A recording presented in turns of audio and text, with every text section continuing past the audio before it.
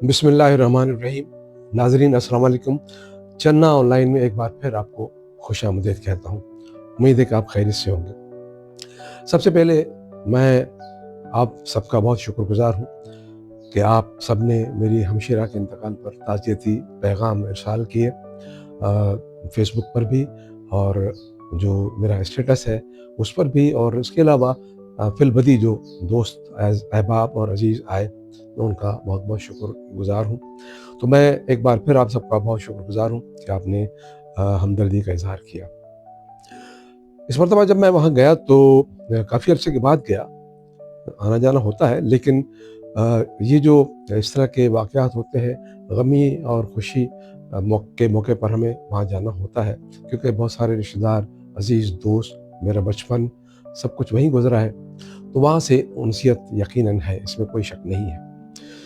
वहाँ पर जो मैंने चीज़ें बचपन से देखी हैं, वो मैं आज आपसे शेयर करना चाहता हूँ, क्योंकि यहाँ पर हम जब कराची में या बड़े शहरों में रहते हैं, वहाँ पर इसका बहुत कम हमें रुझान नज़र आता है।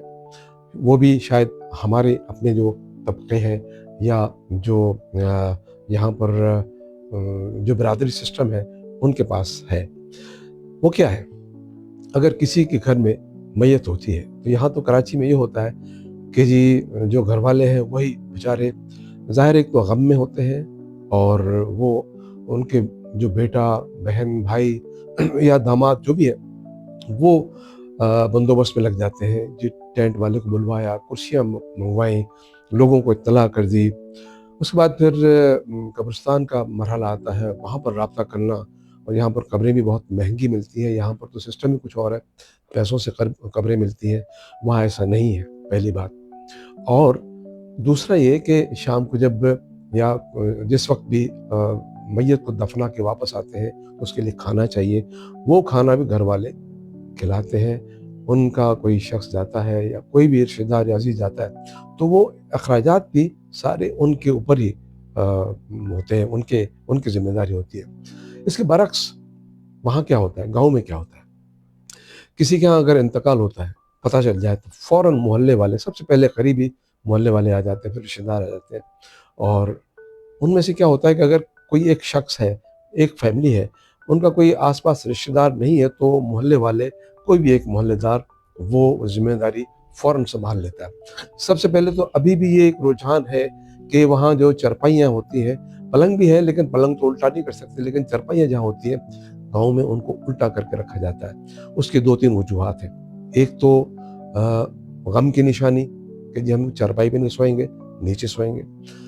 और एक ये कि उससे जगह बन जाती है, लोग आते हैं, घर छोटे भी होते हैं, कभी दालान भी होते हैं, वहाँ पर भी जगह नहीं बनती। तो इस तरह से घरों में तो चारपाइयाँ उल्टी करके रखी जाती हैं, और बाहर मस्जिद में या उताक में या जो बैठक कहें, वहाँ पर ये जो गिल्म और चादरें और टेंट वगैरह का बंदोबस्त किया जाता है, लेकिन नीचे कुर्सी नहीं।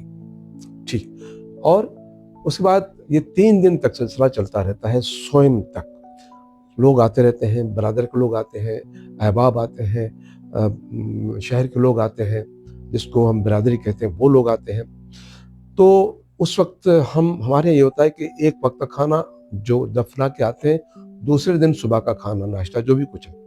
और जब दूसरा दिन होता है, उसमें जितने भी अखराजात, फ़र्ज़ करें 40,000, 45,000 या 50,000 खर्चा आया, तकरीबन 100-150 लोगों का, या ज़्यादा भी होता है।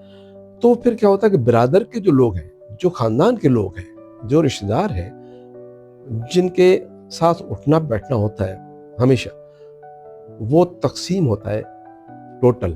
कितना फ़र्ज़ करें, एक 50,000 का खर्चा हुआ, और कितने भी लोग हुए, कितने भी ख़ानदान हुए, फ़र्ज़ करें 20 ख़ानदान है, 25 ख़ानदान है, तो 2-2 हज़ार पे या 2,500 हज़ार पे एक ख़ानदान पे, एक घर पे वो हिस्सा हो जाता है, और वो उसी वक्त जमा हो जाता है। एक कापी लिखी होती है, वो रिकॉर्ड में भी रहता है।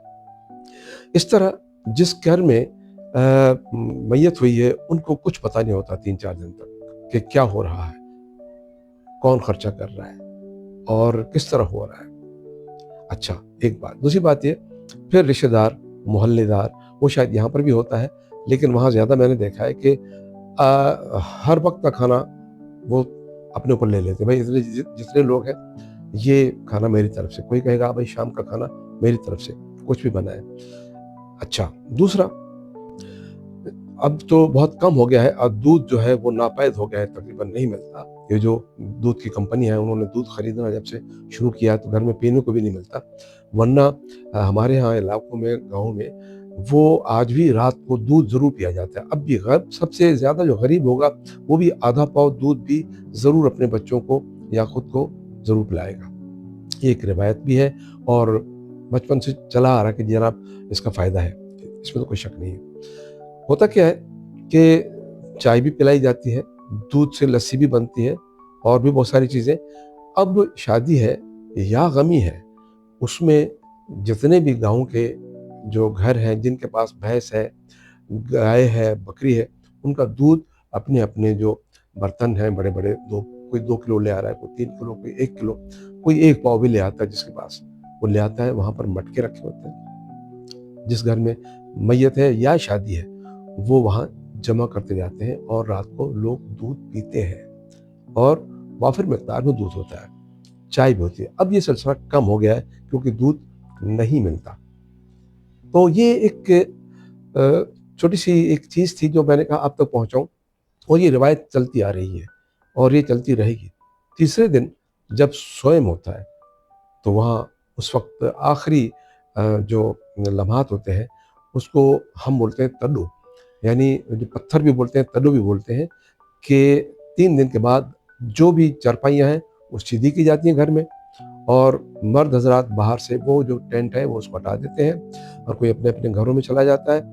लेकिन जो घर के जो बड़े हैं, जितने भी अफराद हैं, जो करीबी जो अफराद हैं, मर्द हजरात, वो फिर दुआ मांगने के बाद घर चले जाते हैं। ख़वातीन जो बैठी होती हैं वहाँ से वो तल्ले को ख़त्म करने का ऐलान करते हैं, दुआ करते हैं, थोड़ी सी नसीहत होती है कि जनाब इसके मैयत के बारे में, इंसान के इंतकाल के बारे में और मैयत के हवाले से जो भी उनके ज़िम्मे कोई चीज़ें हैं या जो ज़िम्मेदार लोग हैं तो वो बता दें क्या क्या है, ताकि उनके लिए आसानी पैदा हो। तो एक छोटी सी बात थी तो मैंने कहा आप तक पहुँचाऊँ, और मुझे उम्मीद है कि आज की ये जो रिवायत है वो आपको पसंद आई होगी और ये रिवायत अल्लाह करे हमेशा कायम व दायम रहे। बस आज इतना ही, इंशाअल्लाह अगले ब्लॉग में आपसे फिर मुलाकात होगी। इजाज़त दीजिए, अल्लाह ने के बाद।